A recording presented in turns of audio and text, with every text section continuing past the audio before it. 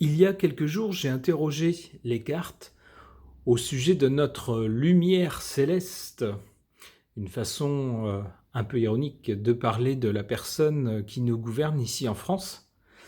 Peut-être est-il intéressant de s'interroger également sur sa tendre moitié, que je vais appeler Bricolette, par exemple.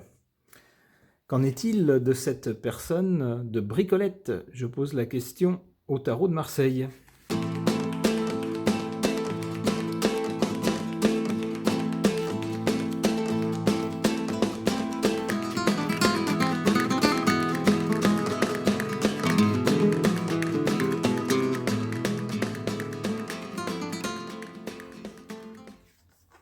Pour notre bricolette nationale, pour l'instant, c'est un succès. C'est une femme qui est parvenue au plus haut, qui a des relations à cause de cette position avec le monde entier. Socialement, c'est un succès. Tout va bien.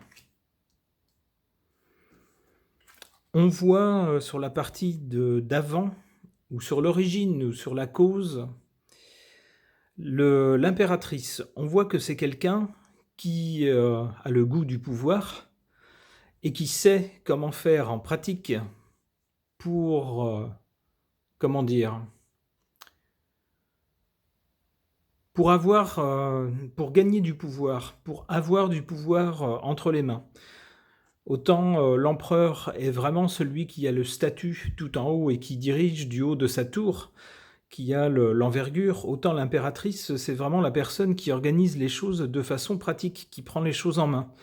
On voit avec cette carte que c'est quelqu'un qui a construit le pouvoir auquel elle est arrivée, la position sociale à laquelle elle est arrivée, qui est, socialement, on peut le dire, une réussite.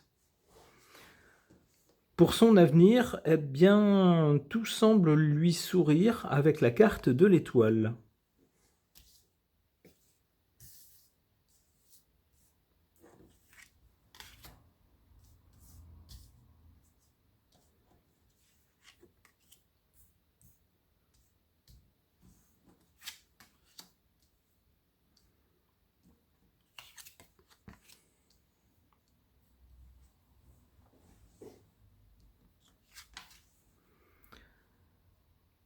En sa défaveur, ici la carte du soleil, c'est-à-dire, entre autres, le pouvoir, c'est-à-dire que si elle a une position sociale enviable, qu'elle peut se permettre de toiser beaucoup de personnes depuis la position qu'elle a, eh bien, il n'en reste pas moins que ce n'est pas elle qui a la position la plus élevée.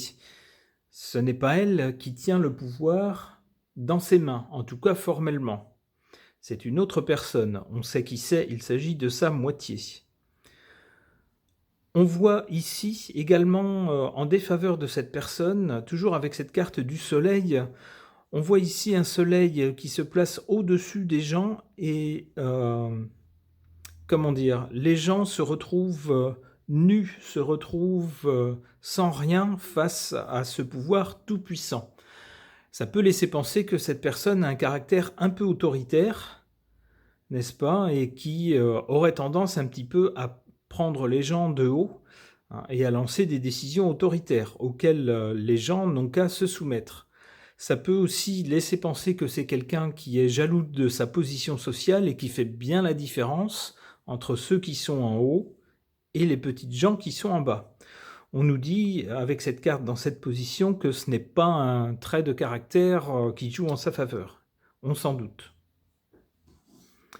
En sa faveur, en revanche, on a la carte du diable, c'est-à-dire quelqu'un qui sait tirer les ficelles, quelqu'un qui sait embobiner, quelqu'un qui sait servir ses intérêts financiers, quelqu'un qui sait se constituer des réseaux dont elle peut tirer les ficelles ensuite pour obtenir des choses ou pour forcer des gens à faire quelque chose. Évidemment, avec ce genre de pouvoir dans les mains, ça joue en sa faveur. Alors, pour son avenir,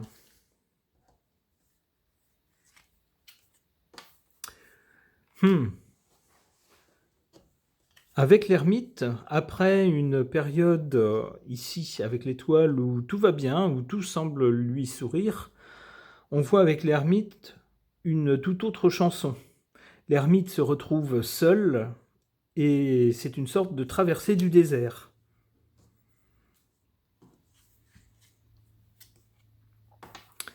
Aïe, la carte qui suit n'est pas meilleure puisqu'avec le pendu, il y a incapacité d'agir. On ne peut plus faire ce qu'on veut, on est empêché d'agir, on est en quelque sorte arrêté dans ce qu'on fait, on n'est plus libre de ses mouvements, de ses initiatives.